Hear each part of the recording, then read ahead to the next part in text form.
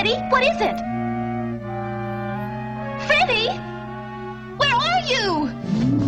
You will pay attention for a time, and soon your thoughts shall all be mine.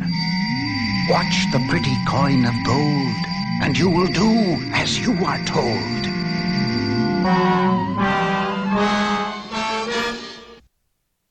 So what happened there in that scene from Scooby-Doo was someone being placed into hypnosis. And before I talk to you about what hypnosis is, let's talk about what it isn't. There's actually a lot of myths out there about hypnosis. For instance, there's a myth that people in hypnosis lose control and they can be made to say or do whatever the hypnotist wants, or that people may not be able to come out of hypnosis, or that hypnosis only affects people who are weak-willed. Some people even believe that hypnosis enhances the accuracy of memory, or that it enables people to re-experience a past life. And there's no real scientific evidence to prove any of those things. But what hypnosis is an altered state of consciousness where people become deeply relaxed and highly suggestible to changes in behavior. They cannot be made to do whatever they want. And people who believe that they can be hypnotized are more likely to be hypnotized. Someone who does not think that they could ever be hypnotized will never be hypnotized.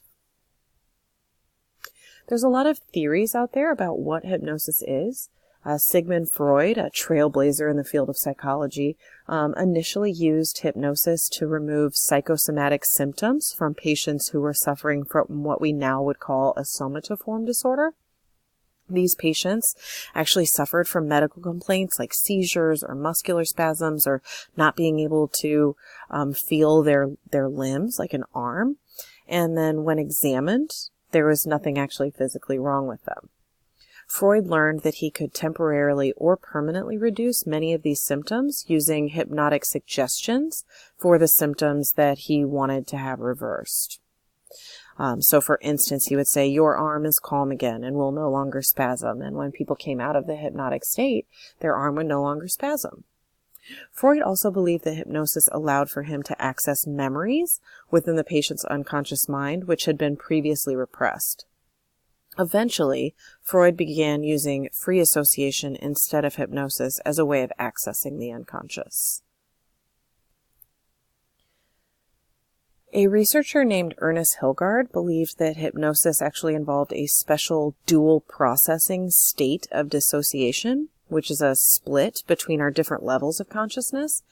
Hilgard viewed hypnotic dissociation as a form of everyday mind split, like daydreaming, or like when you're doodling while listening to this lecture, or typing the end of a sentence while starting a conversation with somebody, or playing a game on your phone while you watch a TV show. Hilgard actually felt that when hypnotized people lowered their arm into an ice bath, that the hypnosis would dissociate the sensation of pain that the subjects would still be aware of from the emotional suffering that defines their experience of pain. So the ice water would feel cold, but it would not be painful. The social influence theory is not a single theory. It's actually a combination of many social psychology theories that explain why people behave and feel the way they do during a hypnotic trance. According to the role theory, people who are hypnotized are playing a part as if they're in a play.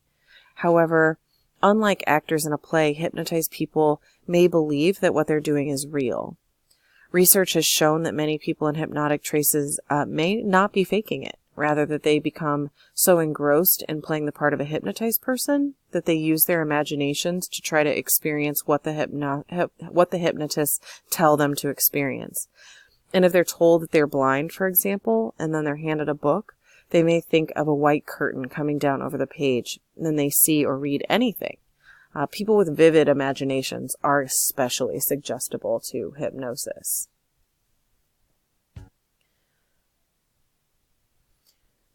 Hypnosis is still used today with post-hypnotic suggestion. Many people go in for treatment therapies to quit smoking or to control their weight or to stop biting their nails. And they go in, and in the hypnosis state, the hypnotist will suggest that the person no longer wants to smoke, or that they no longer want to eat certain foods, or that they no longer want to bite their nails. And then they come out of the hypnotic state and they are compelled to no longer do those things. Hypnosis is also used for pain control. For some women use it when they're giving birth. Some people use it for chemotherapy if they're going through that treatment. And some people even sometimes use hypnosis for dental work. Biofeedback is another altered state of consciousness, which is it's a process of learning to control bodily states with the help of a machine that monitors whatever state you're trying to control. So biofeedback is actually a system that provides or feeds back information about something that's happening in the body. And through biofeedback training, people have actually learned to control bodily functions like their heart rate or blood pressure. And during a biofeedback session, they would have electrodes attached to their skin. Sometimes they also use finger sensors, and then these electrodes or sensors will actually send signals to a monitor, which will then display a sound, a flash of light, or an image that represents the heart, breathing rate, blood pressure, skin temperature, sweating, or muscle activity, whatever the person is trying to control. Using biofeedback, people have learned to not only treat tension headaches, but also to lower their heart rates or lower their blood pressure. But just like any kind of treatment, biofeedback should only be attempted if you're under the direct supervision of a medical professional. Meditation is a much more common state of consciousness, and that's where you are focusing all of your attention to clear your mind and produce relaxation. Generally, meditation will lower blood pressure, your heart rate, and respiration rates to produce a state of relaxation. Some people use meditation to try to narrow their consciousness so that the stresses of the outside world fade away. Numerous techniques have been used to accomplish this. So yogis of India will stare at intricate patterns on a vase or on a carpet. Other meditators will repeat pleasing sounds that are called mantras, which is the Om sound that you generally associate with meditation. And they mentally focus on those sounds. All of these methods of meditation, though, share a common thread. They're focusing on a peaceful, repetitive stimulus. And this focus helps people to narrow their consciousness and become relaxed.